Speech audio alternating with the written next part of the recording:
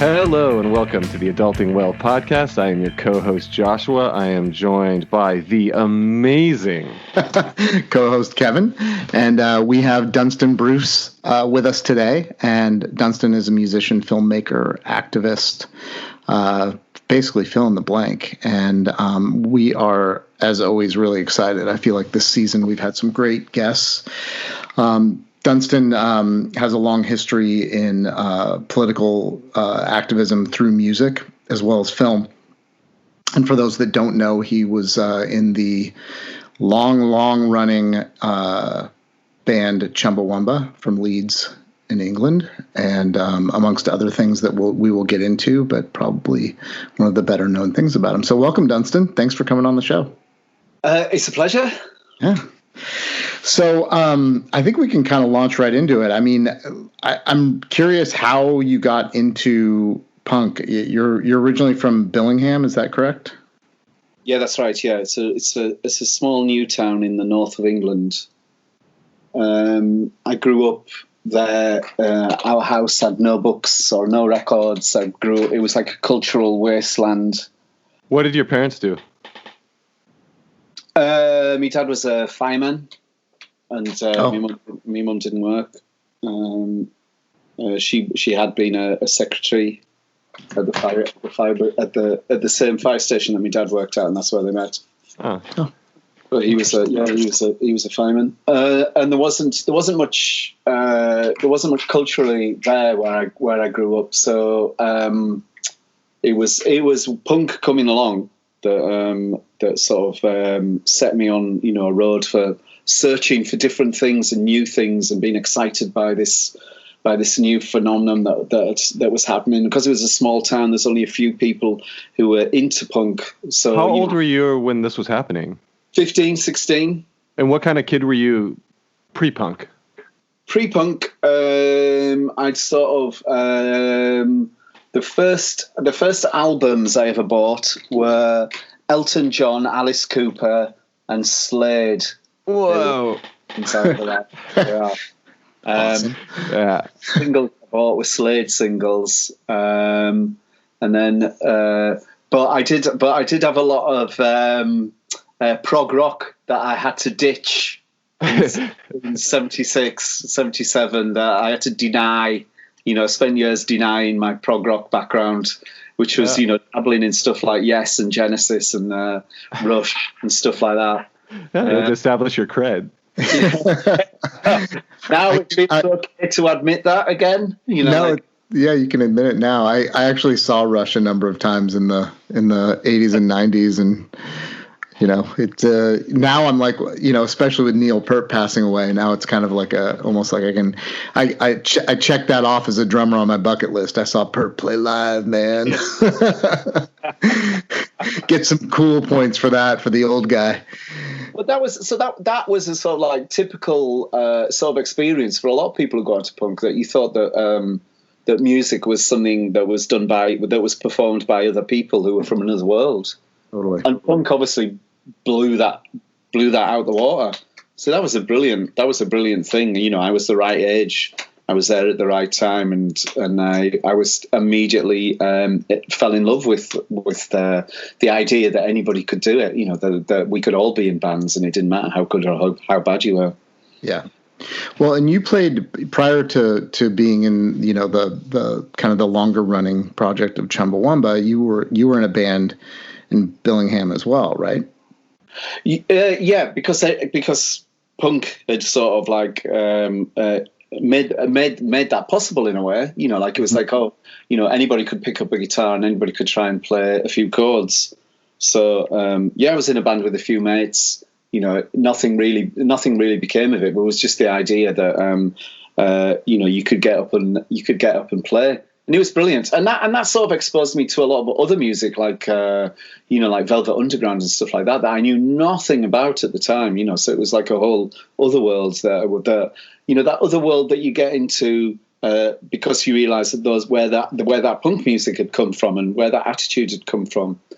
So I got massively into Bowie, in the 70s as well, nice. And then so it was all stuff like that that opened up the doors to really, it was like about finding the freaks, which was something that always massively appealed to me. You know, well, and that's actually something we talk about often. So, kind of when you kind of found your crew, I mean, how was that for you? Because it sounds like at home you weren't getting any sort of like, there was nothing feeding that need for artistry. There was nothing feeding the cultural need as far as, you know, music, art. So what was it like when you started meeting other, you know, young people that were kind of into this new, because it was a pretty new phenomenon at that point. I mean, this is, you know, early on.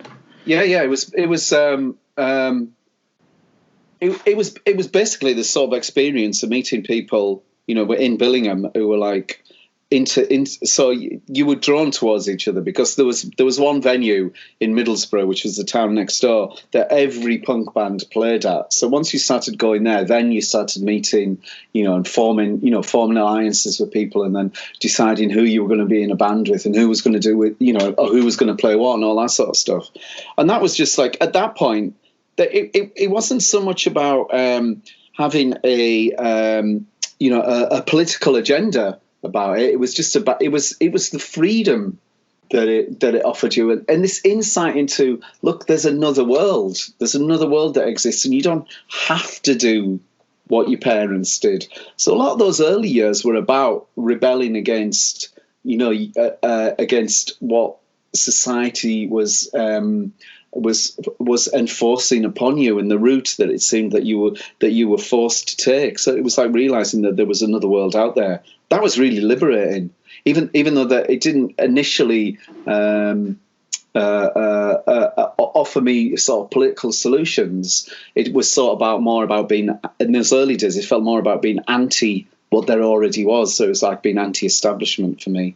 My political awakening came through organisations like Rock Against Racism that started in the 70s in the UK, and it was because bands like The Clash and the Specials and bands like Aswad associated themselves with that movement immediately, that I thought, all right, well, I'm really into this band. I'm gonna sort of investigate what it is that they're involved in, you know, what they're getting involved in politically. So that's how I got into politics. Really, was through music. Isn't it fascinating that blueprint is the same blueprint in 92? You know, that, oh, I'm at home, I'm not getting culture. You know, you're a kid in the suburbs. There's one venue, and you meet all these people, and it's like the same blueprint. It's fascinating to me. Yeah, I mean, it definitely works. I mean, there's a reason that authoritarians go after artists first, right? I mean, when you've got a fascist regime or an authoritarian regime, they definitely go after the artist, because there's no better way to connect with other people, really. I mean, if you can go and enjoy music, or go to an art show and enjoy the art, even if it's you know, something that's not necessarily beautiful to look at, but causes people to have conversation, it really changes the dynamic and the connection between individuals. You know, even if it's something you're going to argue about, it sort of like raises the level of the conversation within communities. And, you know, I think it's a tried and true formula, like Joshua was saying. You know, it was the same for me. In the late 80s, when I started going to Gilman Street and seeing these bands, really pivoted my like listening to music for sort of the joy of music to this like broader idea that there's more out there and there's more that can be done. So, you know, which kind of leads to the question, you know, clearly your next project, and again, a very long running project, Chumbawamba, you all got together in like 82, 81, somewhere in that time frame. How really? Chumbawamba that was from 82? Yeah. Really? Yeah. Damn, I didn't know that. I thought you guys were later. Huh. No, that the band was together a long time, and clearly had very political. It was the inspiration for the band was clearly also political, not just the music. And I believe I've seen a couple of interviews where even some of the members, maybe including you, have talked about that no one really knew how to play. It just kind of came together because of idealism more than anything else. And I'd love to hear more about that sort of part of it, because I like Joshua, many people don't know how long that band was around. Yeah, the whole band thing, the whole lifestyle thing, we're all sort of tied in together, because when we first started as a band, we found this house that we went and squatted. It was this huge house in West Leeds. That's awesome. There was just had been abandoned by some people who we sort of knew vaguely, and they'd gone away to Europe, and they just abandoned this house. So we moved in there together. So it was like a project. It was like a whole project was about doing the house up. So it was like a whole learning. The whole thing was a huge learning experience of having our own place. We were all sort of about 21, 22 at that point, maybe. So we were young still, and so we were getting a band together, and at the same time we were discovering this whole new world of politics. There was largely we were largely informed by Crass, who were around in the very early 80s. And they were very early on in the early days. They were squatting a house in the south of England. We were sort of aware of what they were doing. In a way, we used to monitor, what they were doing and try and do a northern version of it in a way, which was a brilliant springboard for us as a band, because we used their records and their sleeves and their pamphlets and their ideology to sort of give us a grounding in in this idea of how we could live together and how we could operate as a band, as a collective. And then I think when we felt confident enough, we sort of decided to not do what Crass were doing, and we went off and did our own. I went searching for different ideas and different ways of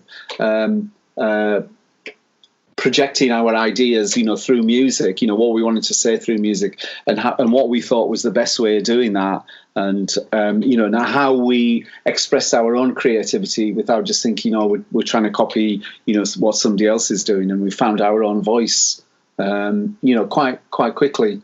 And that was a brilliant, amazing learning experience, as well as the experience of us squatting in a house together and learning to share everything with everybody else, and just how you relate to people in that situation. So it was a very, very intense period for us, that early 80s, very intense. But it's something that stayed with me, for all my life. And it's funny because, again, we're as far as formula goes, that sort of formula of bands living together, having what, in the U.S. we term punk houses. There's not as much squatting here. There was in San Francisco in like the late 80s, but it's just not as big a thing. The squatters' rights here are very different than they are in Europe and England. So it's changed here as well. Yeah. So, but I think what's really interesting about that is you form almost, it's more than just the project itself. It's like a family sort of working it all out together, and that's one of the things that you just mentioned is so amazing because, and I was going to kind of talk about this later, but I might as well bring it in now. A guy I was playing music with in 1990 and his sister dragged me to see Chumbawamba at Gilman Street. And I wasn't a big fan of Crass. I loved their politics and their, like, all of the stuff you were talking about, the pamphlets, all the posters that they put into things. I was a vegan, and was really loved some of the animal rights stuff, but specifically the politics was just so compelling and so attractive. And when they were like, "Oh, let's go see this band Chumbawamba," they associated them with you guys with Crass, and I was like, Crass, musically. And when we got there, and I believe, and I just watched the footage, and I thought I'd remembered it correctly, and you and I chatted about this. You all opened with an a cappella song, which it was over. Like, I was like, this is not Crass. And, by any stretch of the I mean, I was so utterly blown away. Like, I did not even ever think about going to see a punk band and having vocals be so beautifully, like, put together and, like, so much energy in an a cappella tune. I was just like, I was standing there, like, completely dumbfounded. I'm a 20-year-old kid, like, holy crap. And the people that brought me, I was playing music with, and his sister was basically our, for both bands we were in together, was like our sort of tour manager. We lived together. So it was all this sort of like, so Chumbawamba took the formula that Crass had, expanded on it. And then when I was in these bands with this guy, we took that same formula and expanded on it in our own way. And so, there are very few bands that I've seen in my lifetime that I'm like, that was a defining moment of like music for me. And I will honestly say, and I'm not embarrassed at all to say I'm a fan. It completely changed my belief in what could be performed as far as music, art, politics on one stage. And it was a performance. It wasn't just a show. So, but that part of it, when you say like, kind of the effect Crass had on you. And I mean, I can say that both bands, Crass, Chumbawamba, some other bands here in the U.S. really had that strong effect on me. And it really changed how we were doing our music. And, Joshua saw those bands play, and we were all about handing out literature, whether it was ACT UP, animal rights literature. Sometimes we even, much to my chagrin, let RCP leave some stuff there. The Revolutionary Communist Party, not always my favorites, but it was. What about it was your What about your anti-jawbreaker propaganda? Yeah, we could talk about that later. I just want to say, like, that was an incredibly defining moment for me and a lot of people in the Bay Area. There were a lot of people there at that show that are still very involved. I mean, Miriam's one of them. So I think Miriam Starr was at that gig as well. She was. Yeah. We talked about it. Let's talk a little bit about, you mentioned squatting and sort of, the politics part of it. How did that form, sort of, because definitely the style of Chumbawamba seemed to be always searching. Like, you were always like, it wasn't like one set style of music. I mean, it was very punk in the beginning. Then, you all added like really big pop features to it, catchy chorus lines, the a cappella stuff live. Like, talk a little bit about process and how that developed for you as an artist individually, because we're interested in your story, but also as the band. I think what happened was, because we were so heavily influenced by Crass initially, I think we suppressed a lot of our own musical influences and what we were actually listening to at home. Which was Rush and Elton John established. Which if you listen, if you go back through the Chumbawamba back catalogue, you can tell album by album that we were listening to different stuff, and we were being influenced by different music along the way. Like the English Rebel Songs album, which was the third album we recorded, was initially we initially thought about doing that, but was because a few of us had been over to Belfast as part of a Troops Out delegation, and we got into Irish rebel music. We were listening to a lot of, Wolf Tones and Christy Moore and stuff like that. And so we had this whole discussion about, look, we seem to have found a lot of Irish rebel music. Where is the English rebel music?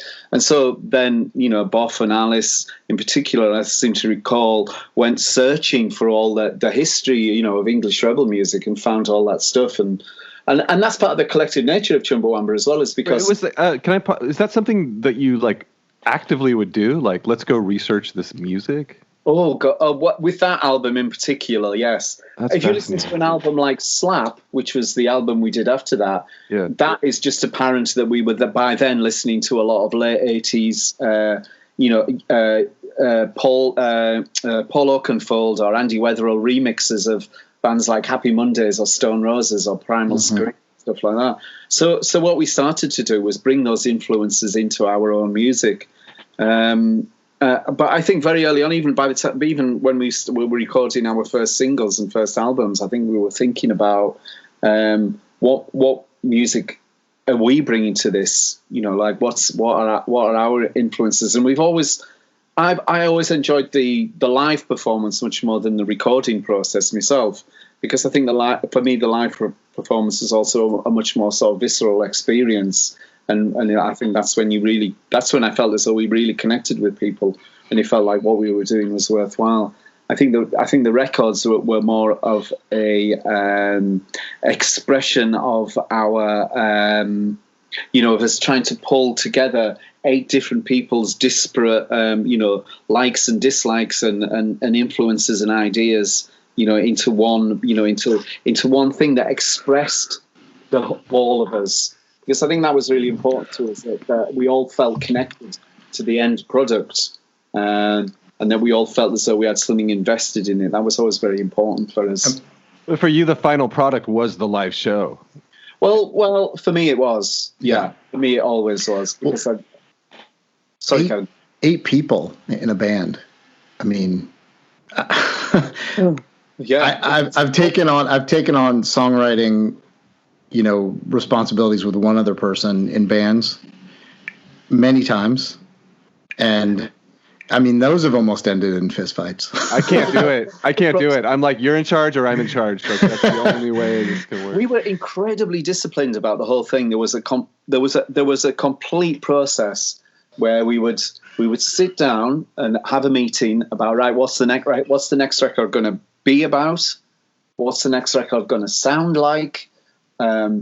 What's the subject matter going to be? Who's going to write that? Who's got ideas for this? Who's got ideas for that?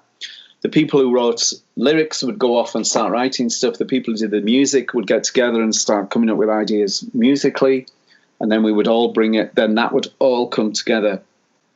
That's unusual, right? That sounds unusual to me. Yeah, and that is always part of the reason why everybody was always credited as writing all the songs and all the music. Everybody got an equal share in everything that we ever did. It was never like, oh, that's your song or that's your song. It was always, these are our songs. So that came through in live performances too. It didn't seem like there was like a star of the show. Like everyone participated. Yeah, I mean, it was very collective, and that I think that hearing this now kind of brings that into focus for me as a fan as well. Like, oh, that's why it was so collective on stage, because that's exactly how they wrote the music together. Yeah. So I might be singing the lyrics that somebody else has written, but then somebody else might be singing the lyrics that I've written. It just sort of, it was all, and there was a process where we'd all come together. And then this is something that Boff was particularly good at doing, was making that all work together. He would take them all and arrange it together somehow. He would for the lyrics, he would be the point of contact for us all, sort of thing, because he straddled both groups. He was like the musician and a lyricist, and so a lot of the time we'd all be, like me, Dambert, Alice would be writing stuff, and then he'd be taking that and then him.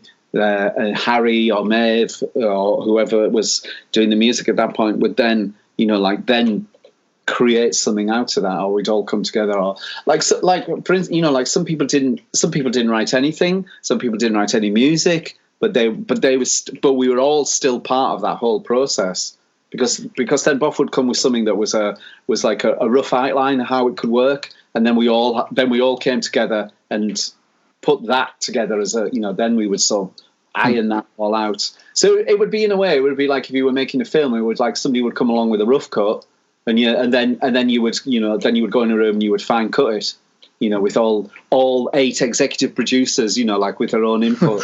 Yeah. So did that style carry over to your band afterwards? Like when you left Chumbawamba and you were in Terabang, did you use that same writing process, or was it different? No. Interesting. Was that your band? Liberating. That was liberating, and that was experiencing something that I'd never ever done. Yeah. I came with all the lyrics. Wow. Griff came with all the music, and Harry came with, and then we got Harry involved, and he did what he wanted to do on drums, and it was quite. I mean, Interrobang was quite magical in the sense that we all left each other to our own devices and worked out a way of making it work. I mean, me and Griff did spend a lot of time sending stuff back and forwards, like chopping up music and getting it to work with the lyrics, sort of thing. But it was a completely different process. But it was one that I found fascinating because I'd never worked like that before. So going back into being in the band, it was really quite exciting doing it that way, because I thought, I've never done this before, where I just write some words and nobody tells me to change them. It's just, but also I think the difference between the two as well is that Chumbawamba was never wrote lyrics that were particularly personal or from expressed a sort of a personal standpoint. They were more like sort of a generalized worldview, whereas Interrobanga was an incredibly personal experience for me. So in that sense, Griff or Harry couldn't really have changed the words, because it was that they were very much my confessionals, whereas Chumbawamba lyrics weren't that. They weren't that.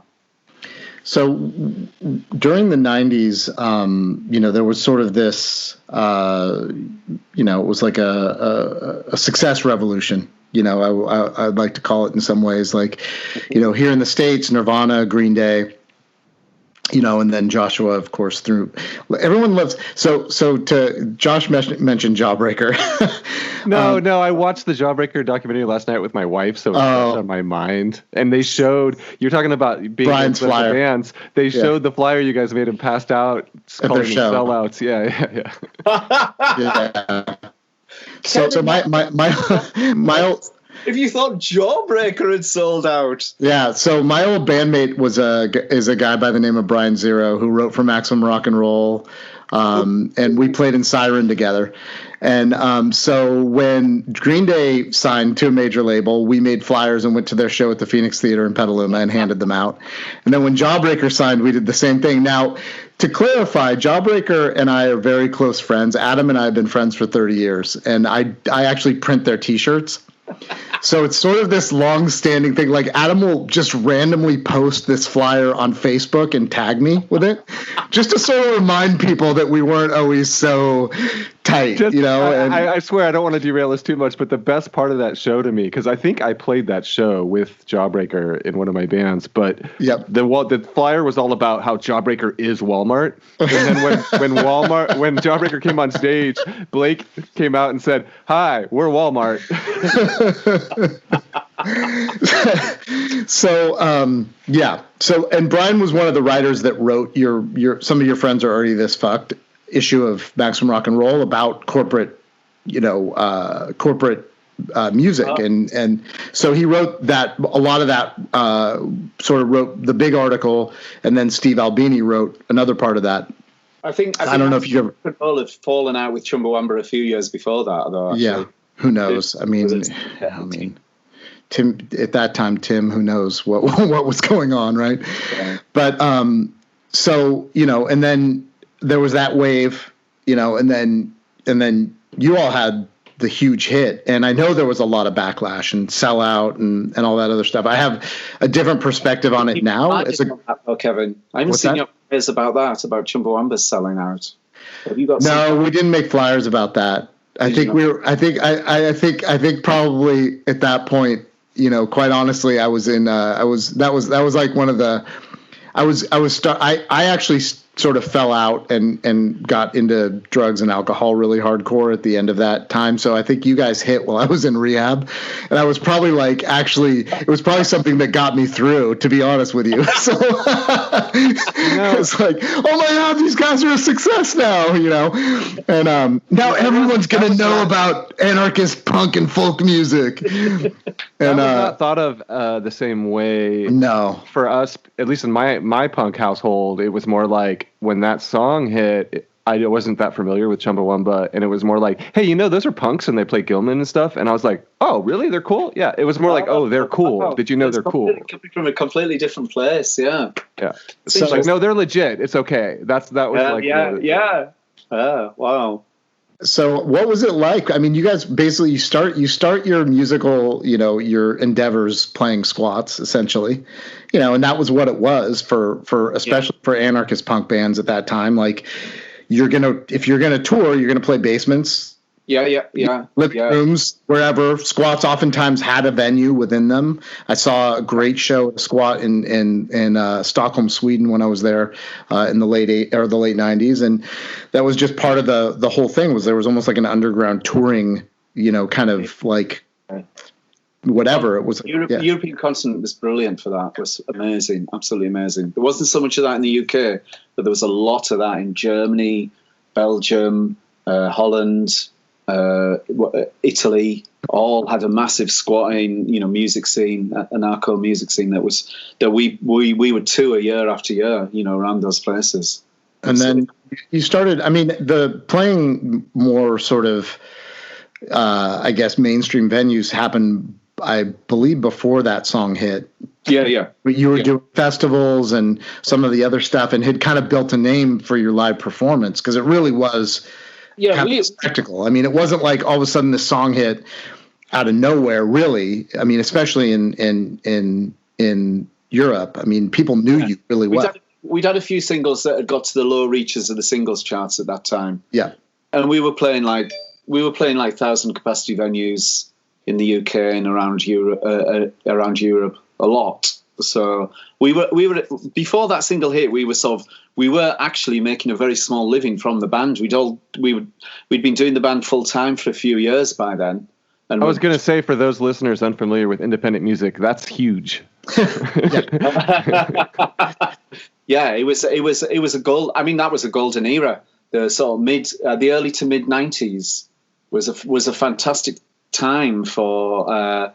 For what we were doing, and the number of venues there were around the UK and around Europe in particular was just incredible. We could tour Germany 2 or 3 times a year and not play the same places. It was just incredible. It was an incredible scene at that time. It was very, very healthy. Very healthy indeed. And we flourished in that time. And we were sort of we were almost like developing our craft. And we were getting better and better at what we did, and we were getting more accustomed to playing those bigger venues. We weren't intimidated by the size of places, and we started to get on the festival circuit. And we had an agent. We were on a sort of a large independent label in the UK. It's a weird argument that we do have regularly amongst ourselves as a band about whether that song being a hit was an accident or whether it was inevitable. And that's a discussion we still have to this day. And people still disagree within the band on whether that was inevitably going to happen, or whether we were inching closer and closer towards that happening, or whether it came completely out of the blue and it was just a zeitgeist thing that just like some people jumped on. And we still have that discussion. Well, yeah, and it's a worthwhile discussion. It's interesting. I think one of the things that when that was one of the things that we really changed when Brian and I moved from this really hardcore like animal rights band Engaged to Siren. One of the biggest things that we talked about was how are we going to make the music more accessible? Because we want to get our message out, and we want to do it in a way that's like engaging the community, that's not like this, like, and we were incredibly in your face previously. And, we're doing protests with organizations that were, getting arrested at protests. And, it was just part of the game at that point. But I think what's interesting about that song, and sort of, it's like, now that I'm older, I have a different perspective. And I think any opportunity to insert compassion, kindness, good messaging around politics into the mainstream conversation is worthwhile. At the time, I was very like suspect of anything corporate, and I think it's a really interesting argument to have, whether it was sort of the natural sort of organic growth of the band, or if it was like the lightning struck and you just had this hit. But what sort of, how did that affect the dynamic within the band? Because I'm sure things changed at that point. All of a sudden you're playing in front of thousands of people. Yeah, really, I think you need to go back a little bit to before that happened. when which would have been about 96, I suppose, 96, early 97, when we had a bit of a dip. We had a bit of a dip as a band, and what we were doing. We made the album before Tub Thumper is not a brilliant album. And I think the things that we'd done just before then, you can tell that we were treading water a little bit, and we'd lost some sort of creative rush of doing something new and different. This is before that song hit. Before this all is that. Before, yeah. This is the album before, an album called Singing with Raymond that was that I don't think was the greatest work that we'd ever done, and I think you can tell that we were struggling a little bit. So we went into, and we were sort of falling out a little bit amongst ourselves, and we would. It was a time when we were. We it was ecstasy was massive in that, in the 90s, obviously, and then cocaine kicked in for us in the UK. So I mean, cocaine in particular is a horrible, horrible, horrible drug, and it had an influence. I think it had an effect on what we were doing as a band. Both those drugs probably, and I think we had to have a word with ourselves. We had a really big word with ourselves, and so I think that album, doing the Tub Thumper album, is I think that's a statement in itself about us as a band, saying, right, okay, we either knock it on the head, or we get ourselves together and make a record that we fall back in love with the band, sort of thing, and ourselves. And I think that's what we did with that Tub Thumper album. And I think that is partly the reason why that song, for me, I think that's part of the reason why that song was a success, because I think it echoes that fact that we knuckled down again and got on with something and didn't throw something away that was really precious and really important to us all, just from being complacent about the whole thing. So I think then the next big thing was, so we'd recorded that album, we'd made the whole album, we were on One Little Indian at the time, a big independent in the UK. We took that album to them. They didn't like it. They told us to go away, rewrite the album, or they were going to get some big producers in to produce it. So we were like, okay, fuck you, we're off. So we left, and it was then that we got involved with some old friends who then started touting the record around, and then they got people interested in it. And so we'd already written that song, and it was, we were performing it live at that point. And then people just started coming to gigs and going, you should do that, that should be the single. And then we got all these record offers, on the back of that one song. So we had Republic Records in the US and EMI Germany in the rest of the world. And they made us, and the irony of us signing to EMI is obviously not lost on a lot of people, because we had previously appeared on an album called Fuck EMI, so there was an irony about all that, and obviously a hypocrisy about it as well, I suppose. Right. So that's interesting. You weren't signed and had this label, and this hit came out of it. You were sitting there with this album with this hit, and everybody knew it. Oh man. Yeah, it was that way around, yeah. Yeah, so a lot of people think that we signed to these major labels and then wrote the song, for the major labels. But we didn't. We'd already written the song and had the album all ready to go. Interesting. And then all these people came along, offering us huge sums of money to sign to their label. Huh. It's a pretty catchy song. No doubt. I've got to say, I still like that song. I don't like it. I mentioned it Evergreen. when we tried to do this a couple of weeks ago to my wife, and she spent the entire day walking around singing it afterwards, cursing me and smiling. That's pretty. This is the interview my wife is most excited about. Yeah, totally. Well, so what happened between then and when because you left the band before it broke up? You left in 2004, I think I wrote down? Yeah, at the end of 2004. Me, Dambert, Harry, and Alice all left at the end of 2004. Okay. And, wow. So half the band left. Yeah, half the band left. And that was because Chumbawamba's always very, very pragmatic about what we did and how we did things. At the beginning of that year, we made an album. I can't remember whether it was or Ready Mades, but it was the last album we made, as an 8-piece, and we said, right, we'll do all the promotion we need to do with this record. We'll do whatever it takes to try and get, to get people, because we lost a lot of our hardcore fans when Tub Thumping happened. Because a lot of people did think we'd sold out, and we stopped touring. We essentially stopped touring for a year or two, and then we made a follow-up album, WYSIWYG, that was incredibly. It was like we were shooting ourselves in the foot with that album, because there was no hits on it. It sounded nothing like what we'd previously done, and so it seemed apparent that we were trying to get out of the off the hamster wheel. It feels like a rock and a hard place, though, in a way, because they take these hits and they get it out there, and then your fans don't want anything to do with you after that. But then you're not a band that has that accessibility to break out, to go on. Now you're the Rolling Stones or whatever. It's like, it's just a little rough. It was a bit like that. And I think people got burnt out. People got burnt out about that, with that experience, because none of us had ever experienced anything like that before.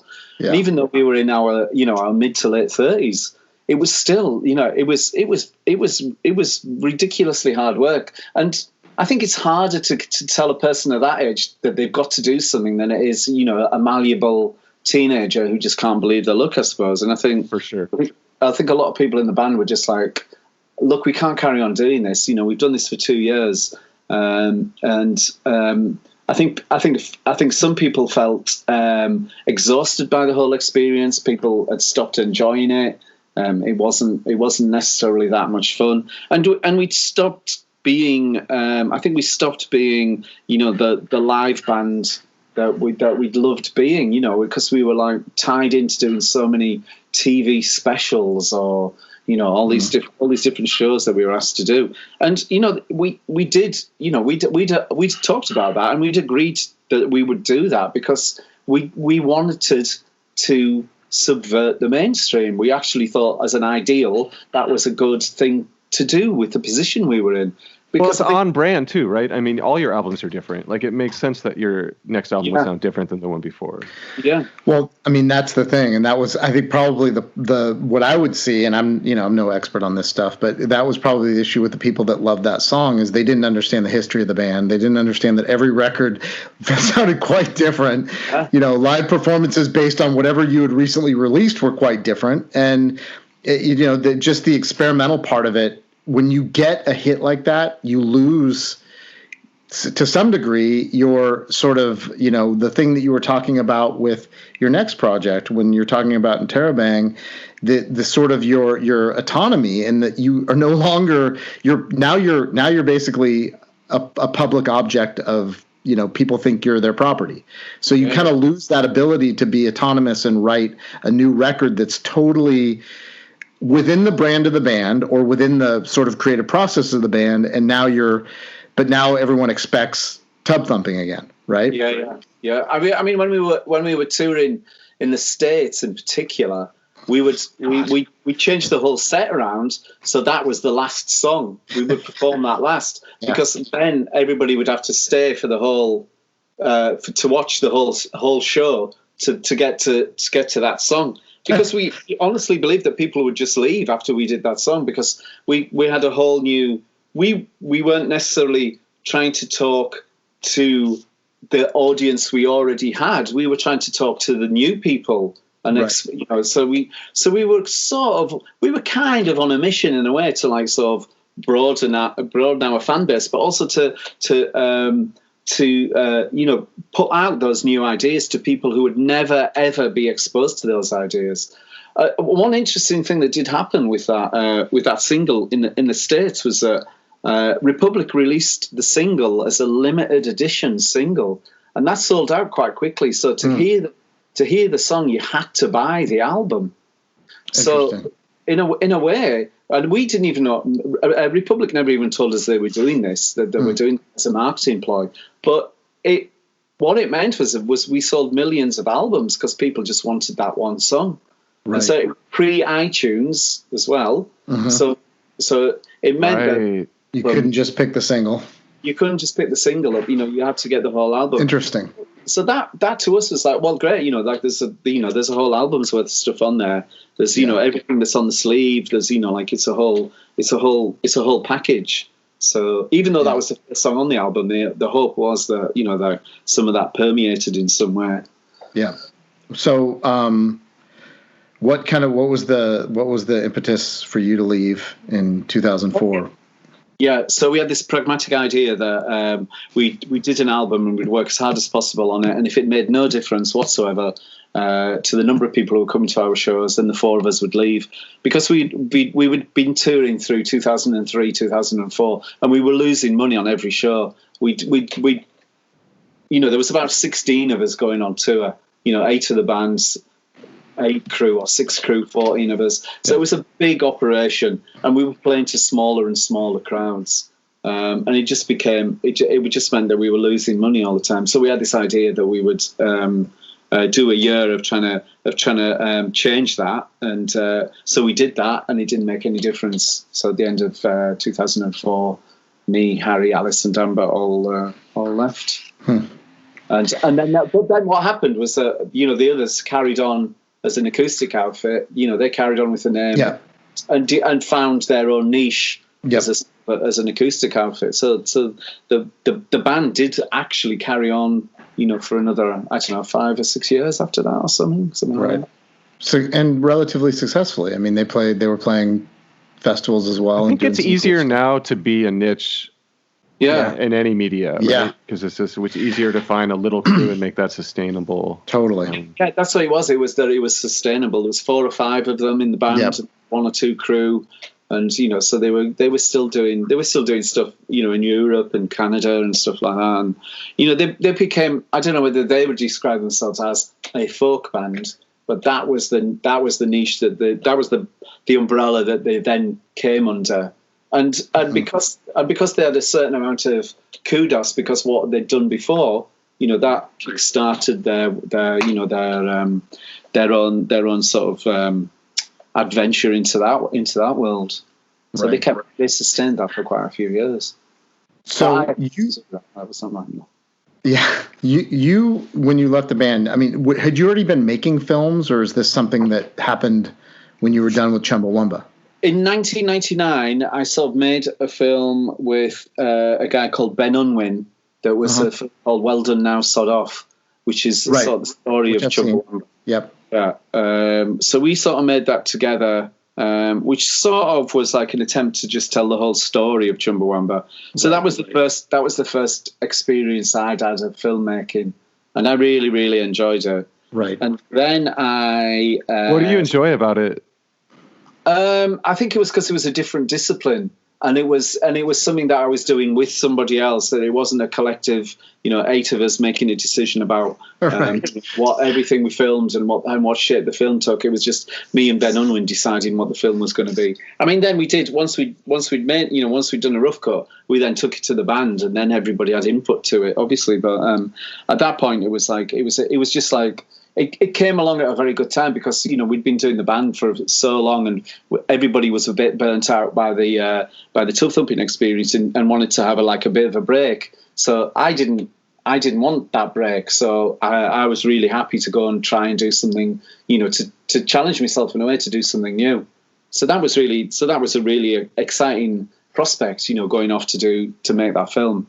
And I really enjoyed that experience. It was amazing. So that's what sort of whetted my appetite.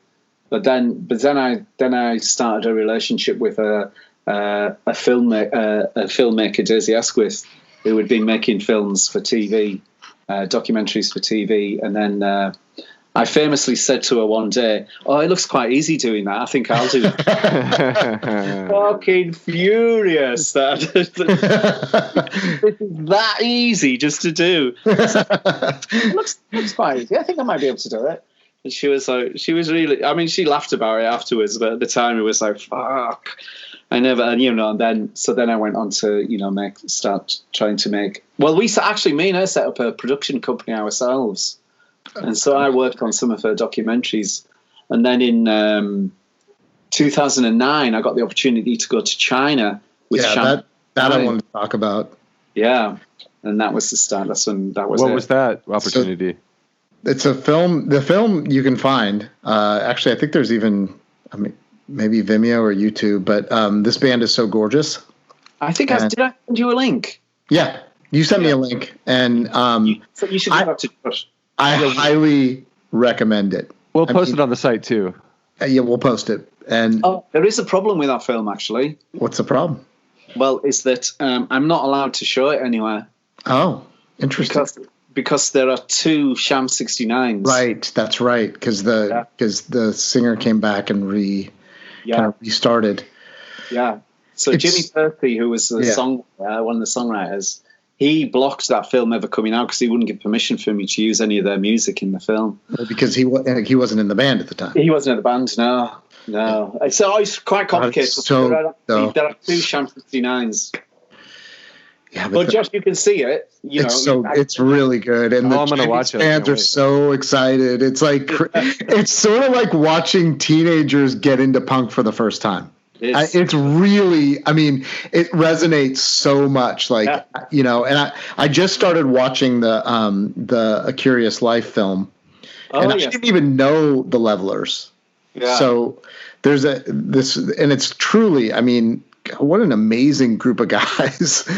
Like really interesting, like totally eccentric. Yeah. But their music is so good. Yeah. I'm like, now I'm kicking myself that I'd never heard of them because they've got like multiple gold records in the UK, and they're just like, oh my God, their energy live is amazing. That's also a very good film. So far of what I've seen, I've watched about half of it. And can you give the title to that one more time? A Curious Life, the story of the Levelers.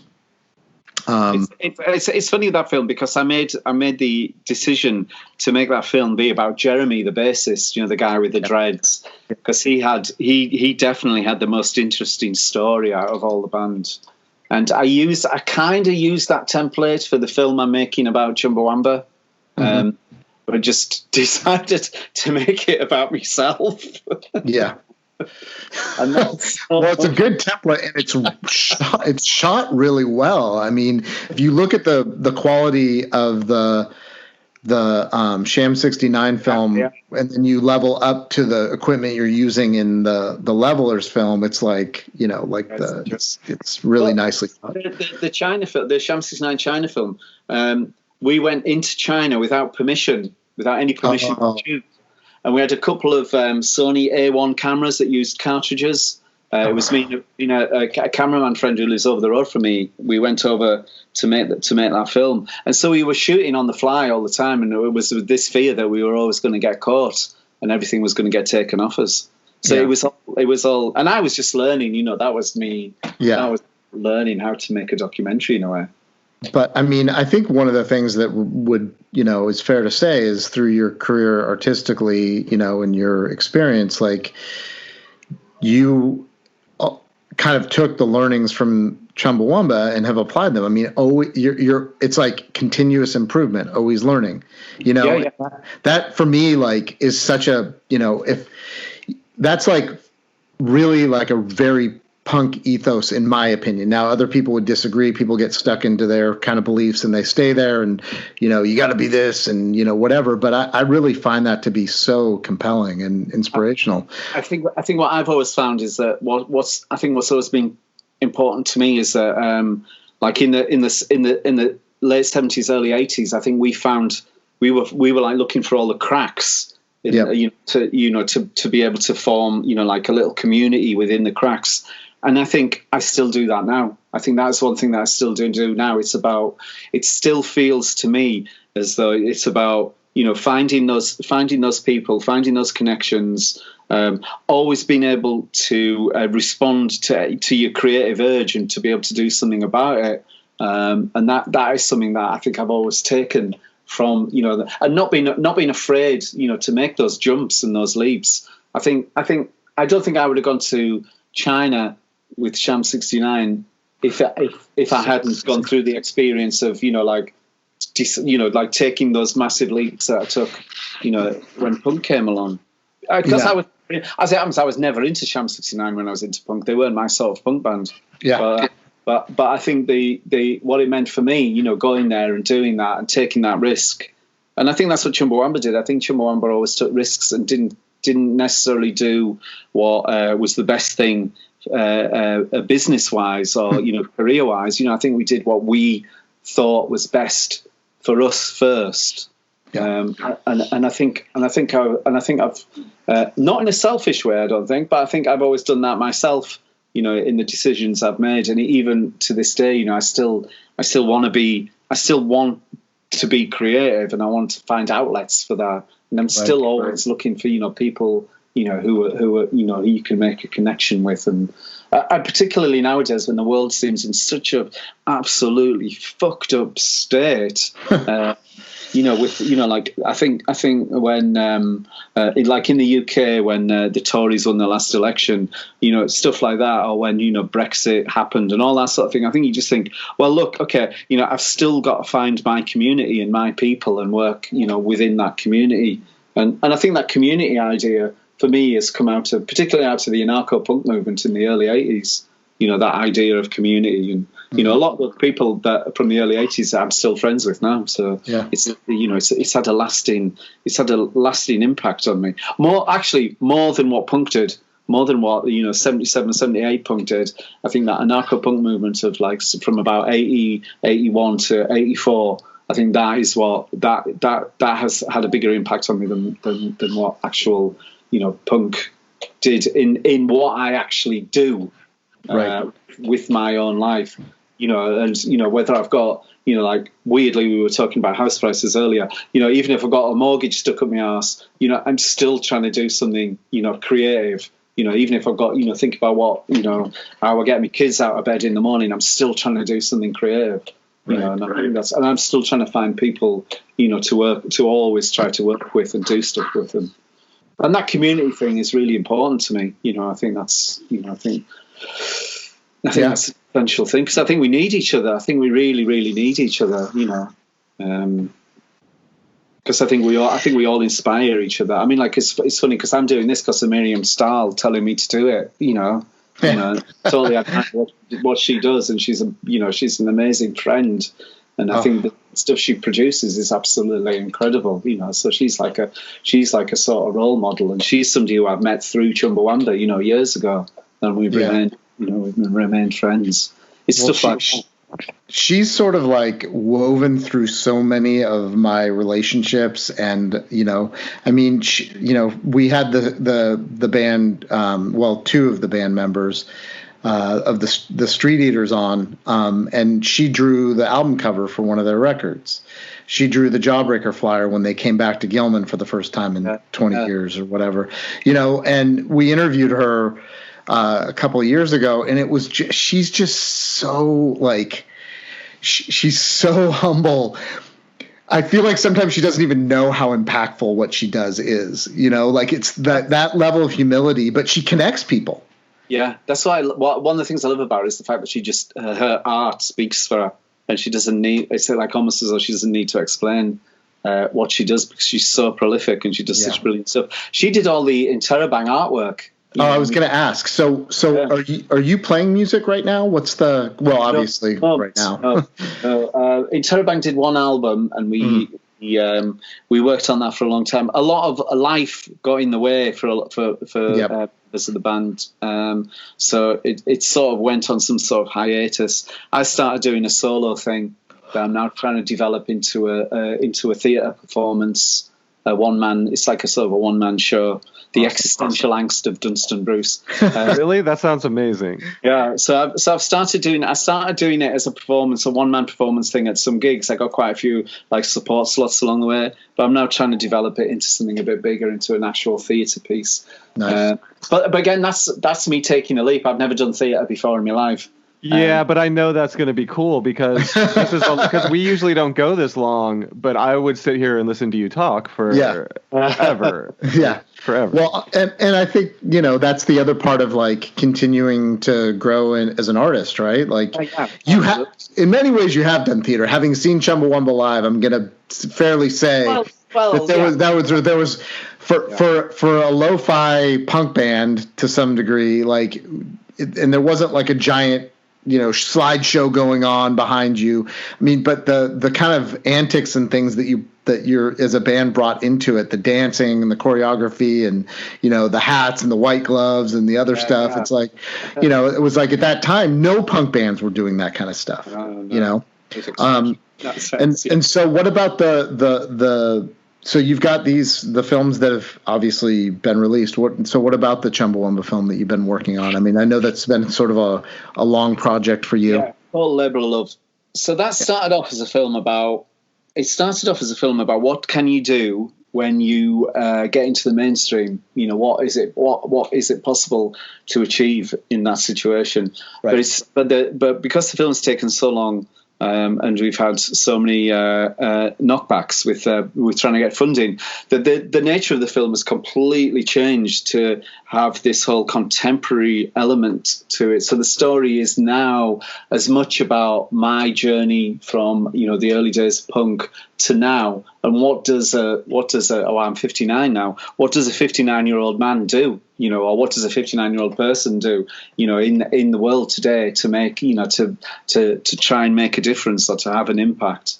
So you keep summing up our show over and over again. Like, it's like the idea that, okay, what's next? I guess I'll figure out how to do this documentary stuff, and then I'm going to figure out how to do this one-man show thing, and taking this idea that you were a kid and you saw someone play punk music or whatever, and you said, I can do that, and then taking that forward to all things. Yeah.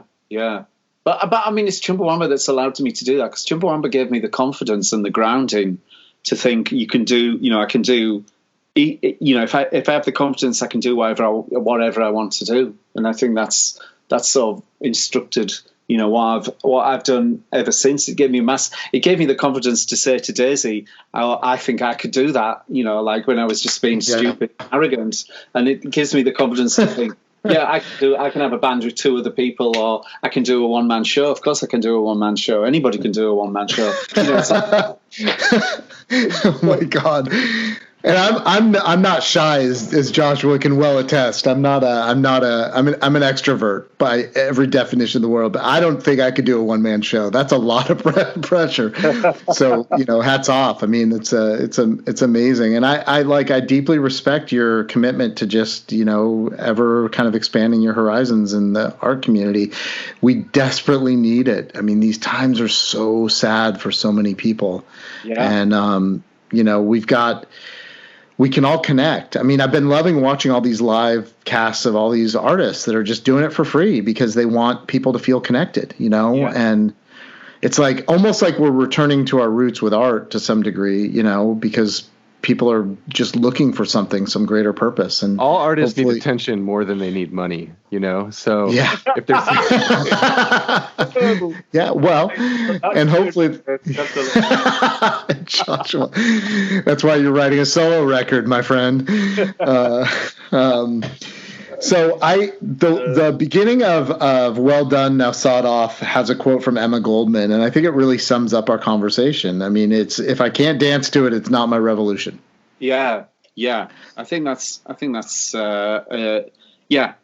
it's quite succinct in a way. Yeah, and it sort of sums up all that sort of thing. And I think I've always tried to follow that as an idea that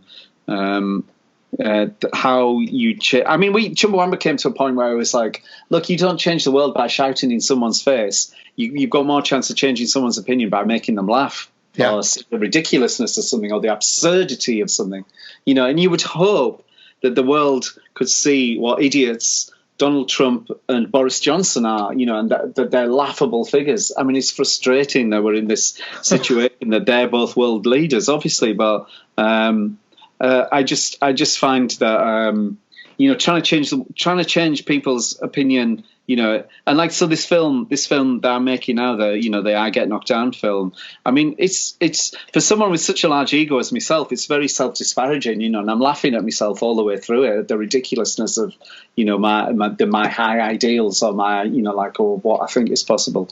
But I think that's a better way to try and connect with people. We interview. I go and see Ian Mackay in this film, which is Ian's coming on the show soon. So is he? Oh, it was brilliant. Honestly, the interview was absolutely amazing. I mean, it felt like he was telling me off for about an hour and a half. That's amazing. Brilliant. I know. I'm kind of bracing myself for this interview because I absolutely loved it, and we created such a brilliant scene out of it, because obviously I totally and absolutely admire what he does, and you know, and his beliefs and his opinions and the way he does stuff. It's incredible. I don't do things the way he does, and I think it's great that he does that. And I don't think anybody does things the way he does. Like we could all hope to be that, you know, ethical over the our entire, you know, life and career. But you know, I can't do that, and I don't want everybody to be like me, and I don't want everybody to be like Ian. I think there's you know there's room for us both. But fucking hell, it felt like I'd been totally battered by the time I left that interview. But you know, I totally admire him as a. You know, so it was fascinating. We went to interview Penny Rimbaud as well. You know, the drummer of Crass, and that equally was as equally absurd for different reasons. You know, you know, it has been an absolutely fantastic journey. You know, the whole thing. You know, going from from Ian Mackay to Penny Rimbaud to, you know, like talking to, you know, the other members of the band and all that sort of stuff. So What an